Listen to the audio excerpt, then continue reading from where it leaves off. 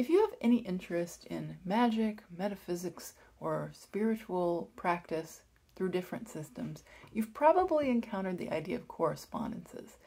In other words, associations between different traits and characteristics and everything from color to direction to types of sounds that go with something. Whether you're into astrology or tarot or particular religious practice, you've probably come across these things, and you may have noticed that they differ from system to system. So in this video, I'm going to share a specific perspective that I have as an autistic person on working with these correspondences, and maybe helping other folks who might be autistic or otherwise neurodivergent and enjoy working with systems, but have a lot of questions about which systems to use and what to do when you encounter a different system. I'd like to kind of help you with how I've figured out how to work with those things. If you're new here, hi, my name is Avery, and I help justice-aligned, neurodivergent, and nerdy humans to cultivate ease and self-trust for growing into our emerging future. And I work with a lot of different systems in my work, and a lot of times part of that finding of ease and self-trust is being able to discern and determine, what different systems work for you, what parts of systems work for you.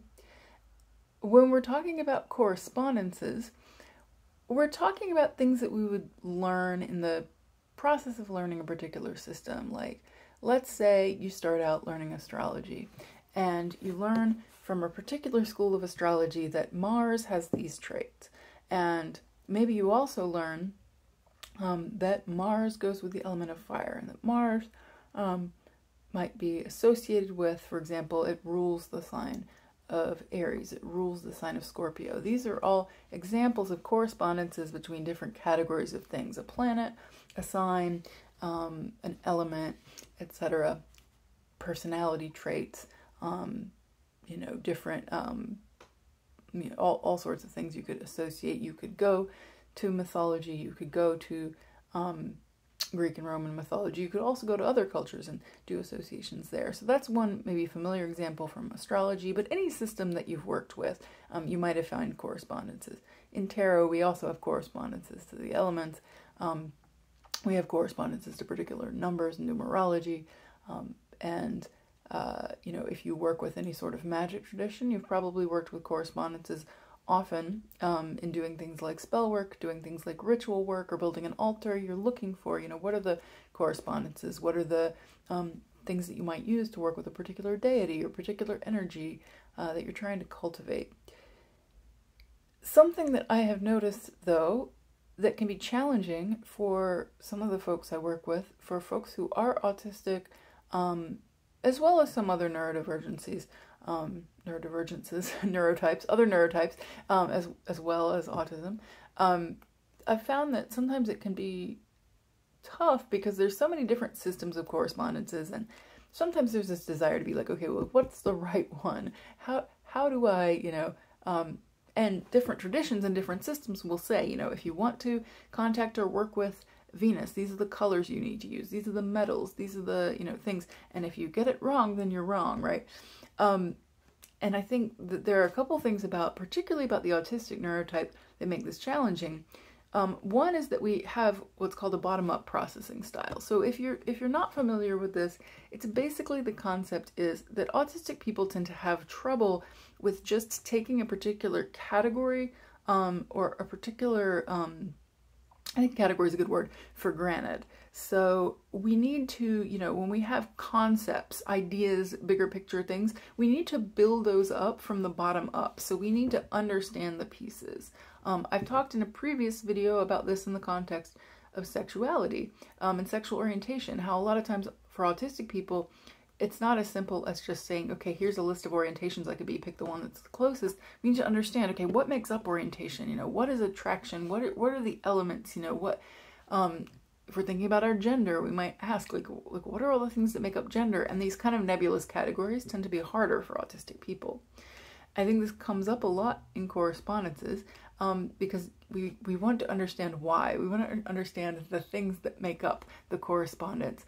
Autistic neurotypes often tend to be interested in kind of logical thinking, which is not the only kind of thinking or the only kind of wisdom.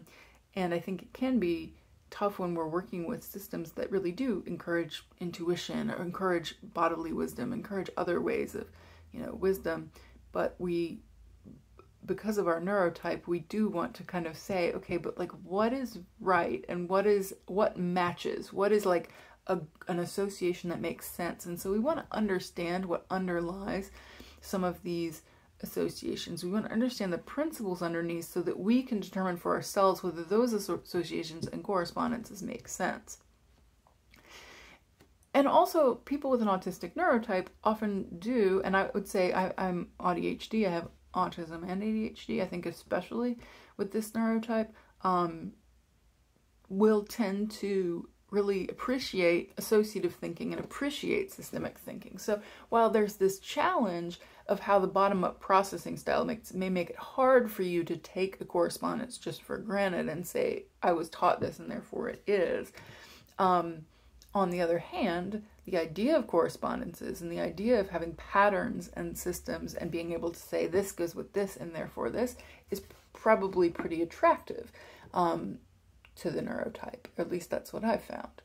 So, I think that working with correspondences can work really well for us and can be an interesting language for autistic people to work with when we may, struggle with other ways of relating to a particular concept, magically or spiritually or metaphysically, philosophically, to be able to say what is the pattern and what does it match up with, can be a really good end to this kind of work. I started out with tarot, and I found that having this structured language with clear, associations was really helpful. And also, as I went from my first teacher to more teachers and realized, oh, not everyone agrees, then I wanted to understand why. Why is it that, each teacher picks a certain thing? And then I wanted to be able to decide for myself what I would align with. So it's a practice of discernment of what is it that works for me? What system works the best for me? So what I found in working with correspondences is that it's really important to understand, first of all, that any association, any correspondence, anything you look up is never universal. It just isn't, right? Every system is going to differ, whether it's a religion or a philosophy or a magical practice, because we're talking about different types of things here. But, everyone's going to have different correspondences, and often the correspondences do have something underneath. So that's the good news for autistic brains, for bottom-up processors, is that we can ask ourselves questions about where does this system come from and why. In some cases, a correspondence doesn't have a whole lot of specific explanation behind it, or it might be that the explanation is so old and so, kind of buried in the literature that scholars disagree on where it comes from. That said, a lot of times we can actually learn the system and learn why. And so it might be that, I find it useful for me to ask myself a couple of things. One is the general sort of undergirding systems, cultures, what's underneath, what perspective or worldview underlies the bigger system you're working with. So, it might be, for example, that the culture that you come from is going to influence which systems make more sense to you. There's a lot of reasons for that, right? It can be religious, but it can also be things like, what part of the world and what kinds of climate and terrain do your people come from, and what correspondences make sense because of that. It can be a philosophical or religious or theological worldview where if you take this worldview, then this correspondence makes sense. But if you don't, it doesn't really make sense.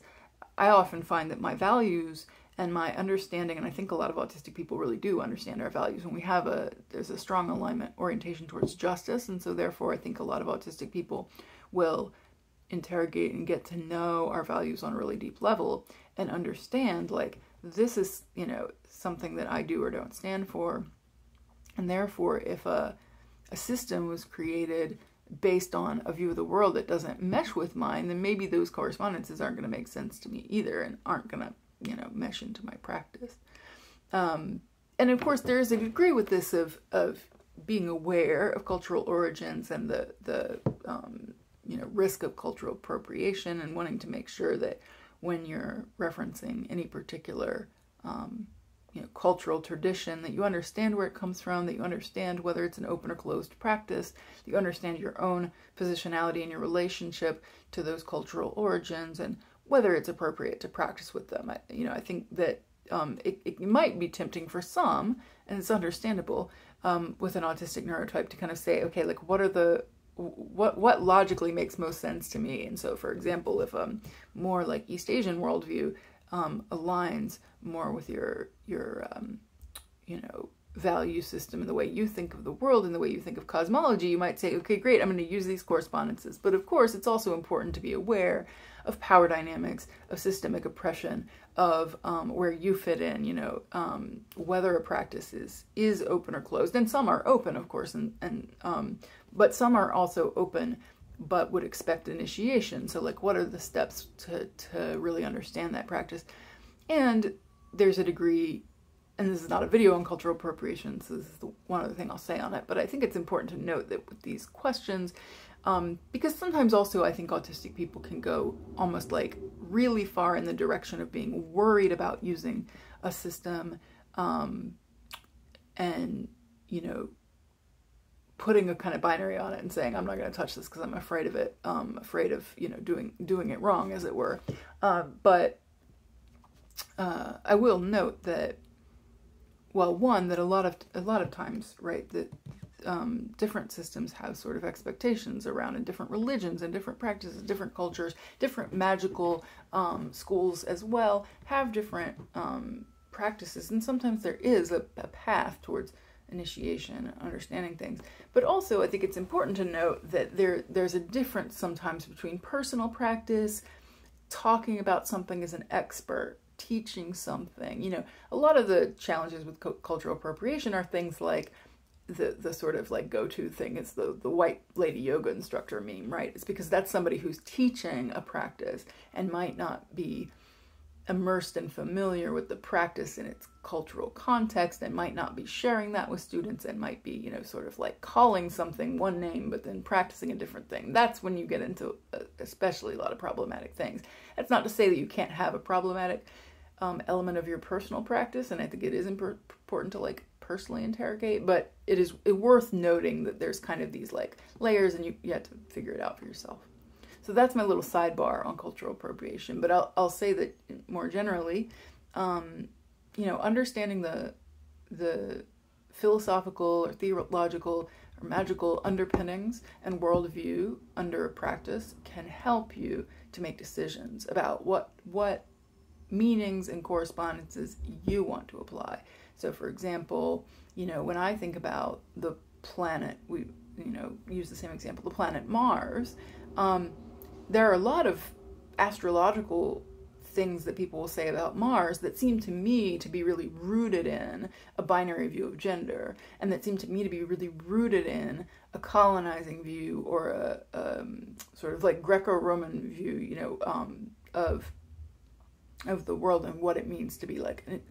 Alice Sparkley Cat talks in Post-Colonial Astrology, a great book I would recommend, about the idea of Mars representing the kind of invading army and the conquering army, and that the Mars is always the outsider coming in. It's war, but it's not all war. Like other planets, Greece and Rome were very happy to do war themselves, but Mars is really about the invading enemy. So what does that mean, right? What does that association mean, like in the modern day? Is that an association that makes sense? Do you apply that to modern concepts, or do you say like that's not my Mars? So that's like just one example of where you might ask yourself questions about like, what is my relationship to this concept, and how does this concept apply to what I'm using it for? Which is the next thing I would say, is that in addition to looking at the underpinnings and the philosophical practices, and where does this come from, and why is this thing corresponding with this other thing? So Mars being the example, and why is Mars corresponding with the foreign invader? Well, here's this context of Hellenistic astrology. This is context of a particular practice, and then deeper, like what was astrology used for at the time? Who was astrology used for? You can go down a real rabbit hole here, but you can also, I think, start at a foundational level and ask these questions. But then the next thing is like purpose, and what are you using it for? So I think as an autistic person, I find that this is a really useful question across the board in my life, is to always be asking myself with systems, with ideas, with associations, what am I actually asking this question for right now? What is my purpose that I'm applying it to? Because if you tend to go down a rabbit hole, and again, like ADHD people, maybe just straight up ADHD folks who may not be autistic can do this as well. If you tend to go down a rabbit hole, it can be really focusing and limiting and narrowing and useful to say, what is the purpose I'm applying this to? So if you're talking about correspondences, like, what are you applying it to? Are you wanting to know, what should I put on my altar? Are you wanting to know how to devise a ritual or spell? And if you are, is it for you or is it for a group context, right? Because that might be different. There might be like a need to have like shared meaning and shared correspondences. Is your purpose to teach something? Is your purpose to, figure out a theory? Like, there's a lot of reasons why you could want to work with correspondences, and not work with correspondences. And so understanding what you're doing, for example, if you are, petitioning, let's say, a deity, it's like, how do you, what's your cosmology? What's your worldview? What's your spiritual or religious view? If you are very much embedded in a particular religion, a particular understanding of a deity, and then it may be that those correspondences that tradition tends to use, and there might be multiple, disagreements within, but you would stay within that practice probably and stay within that tradition because that's how you view that deity. On the other hand, if you're having a more like archetypal view, and maybe you want to kind of like make an altar to like the element of water, for example, you might pull from a lot of different associations with water and water deities, and there are a lot of them, many, many, many, that you could draw from. And you could do more of what's called a syncretic practice, where you're blending together. Syncretic practices sometimes get a bad rap because I think if they are, again, if the blending is applied without respect for the origin practice and whether they're meant to be blended and what that is and what names you're calling things, then that can get a little more dodgy. But I think often, just like generally blending in some correspondences in your practice with an understanding that that's its own thing, and that's not, like, let's not pull a Hermetic Kabbalah, if you're familiar with that, Hermetic magic, where they would like pull in, call it the Kabbalah, but they're often anti-Semitic. They're pulling in like a Jewish practice and then being anti-Semitic. It's like, don't do that. But when it's just kind of, what are the things that resonate with me from different traditions that I'm allowed to access in this way? And how might I pull them together? And maybe I make my water altar that has a bunch of different things that associate. And in this is not always the easiest, or the most obvious to access for all autistic people, but depending on your own relationship with cultivating your intuition, you can make an intuitive call, right? A lot of these things, again, it's important to know that like there's no right answer.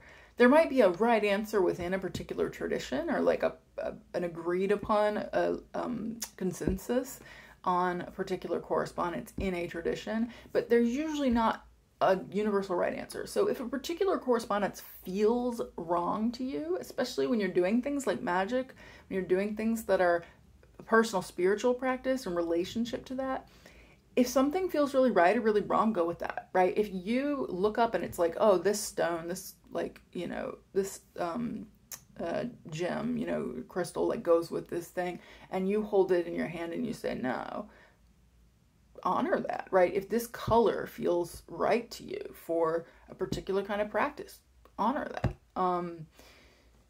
Figure out what works for you.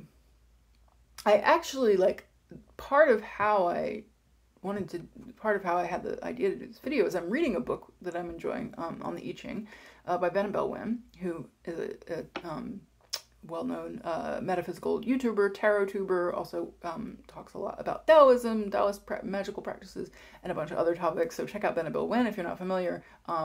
But I was just reading Benabel's book that is coming out this month, and it's on the I Ching.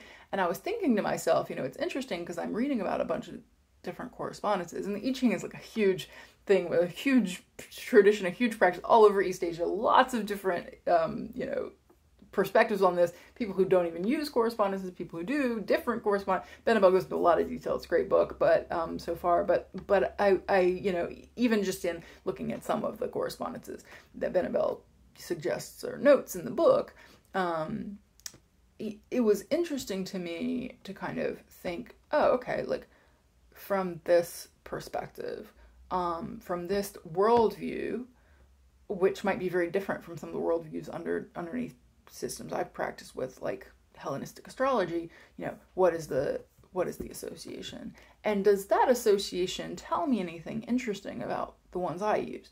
So one of the things that studying different systems can do, even if you're not intending to have a particularly syncretic practice, you're not intending to necessarily change the correspondences you use, but you just want to know, like, what are the different things people have associated over time, over systems with water, for example.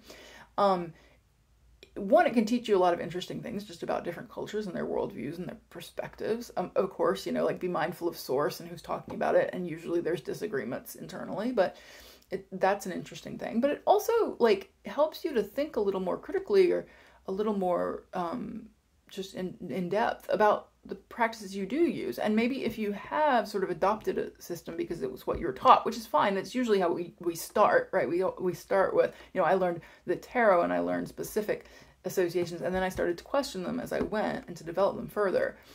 But it might be that from, you know, reading about the I Ching, for example, that I go, that's interesting, you know, like maybe one of the Taoist, like 8 immortals, how they're associated with a particular trigram, might make me think something about a tarot archetype and go, you know, that's it. And it's not that I'm saying that these two things are equal. And I think it's important when you're going cross practice, cross cultures, especially, not to, you know, sometimes it can be really tempting. And I think a lot of people do this to say, oh yes, this deity equals this deity equals this element equals that, right? Like do. And usually it's not that simple. It's elements of each, you know, but what it does is it kind of like highlights, oh, like here's an element of the thing I'm used to working with that I might not otherwise be familiar with, or I might not have considered in that way. And then I can, in my bottom-up style, I can look underneath and say, so what is it why does this tradition say this and this tradition say this? What values are underneath? What practices? What beliefs? What worldviews? And do I agree with those, or are there things I would want to change? And do they match my purposes for practice, or do they not? So this is kind of a more like intermediate or advanced thing. You know, I think if you're a beginner and if you stumbled upon this video because you're like, I'm an autistic person, I'm interested in spiritual practice and magic, I probably should have said at the beginning, start with a system is totally fine, right? Start with something. Start with learning some associations. That's how most people would do it. You know, trying to like learn all the different possibilities at once will confuse your brain. So starting with a single view and then branching out is a perfect way to do it. Asking yourself about where that view comes from might be the next step after just learning it, like learning the correspondences. I think for a lot of autistic people, and I work with, you know, mentor people in tarot and astrology, a lot of people who are autistic do want to understand more of what's underlying, and it's actually harder for us to just memorize. So like to say high priestess equals 2, right? Why? High priestess equals 2 and also equals the moon. Why, right? And so for me, and I think for a lot of people, it is useful in some of these systems like tarot that have story and have things underlying to kind of learn about why the correspondence exists. Learning about the number 2 and the high priestess and the moon and how those things relate to each other will help you to remember what the high priestess means. So often autistic people have a little jump start on that whatever system you choose, learn as much as you can about that system, then learn some other perspectives on that system. And then when you're ready, you might ask yourself, you know, I wonder if there are some differences. And if you just happen to be learning about a new system, so like, for example, at one point I was reading about, I was mostly immersed in astrology and tarot, and I was reading about sort of it's not really the chakras in the like, you know, Indian cultural sense, but more this was a Western version of, I'll call it chakras to make it clear it's the Western version, like the chakra system, which may not be in any way related to chakras in any particular Indian tradition. But I was reading this book about that system, and at first it was a little jarring because it was like, wait, that element does not go with that concept, right? Like that is not what I've learned. But it did open up the system I had learned. And I ended up deciding, I'm not going to try to learn this system, like this other system. It's just, I don't need it. I don't have a purpose for it, right? Again, I didn't need energy centers in the body. I didn't need a system for that at the time. Now I work with human design. I actually do work with one that has that. But human design doesn't map up to the chakras or the Western chakras perfectly either. And so, like, you know, what do I need right now? A lot of times you might be learning, I'm not trying to learn the I Ching as like a divinatory practice, or even as a like scholarly study. It's huge, it's amazing, it's really interesting, and maybe at some point in my life I will. But right now, I'm more just interested in learning about it as a comparative perspective so that I can understand, like this way of thinking, which often when we learn a system, you know, we start to get entrenched into it and we start to think, oh, the 4 elements are always the 4 elements. Well, they're not. There's 5 element systems. There's other systems. So I think the other thing that it really helps to do in studying comparatively is just to open up your, you know, perspective and to understand that the system that you use is a perspective on the world and does reflect a perspective on the world. And so reading about the I Ching is helping me to say, oh, okay, here's some things that I didn't really think about as being like a Western or a European or a white, you know, worldview. Usually not literally white, because whiteness is its own thing, and it's not really like it is throughout a lot of systems, but it's not like, I'm not doing the whiteness religion, as it were. God no.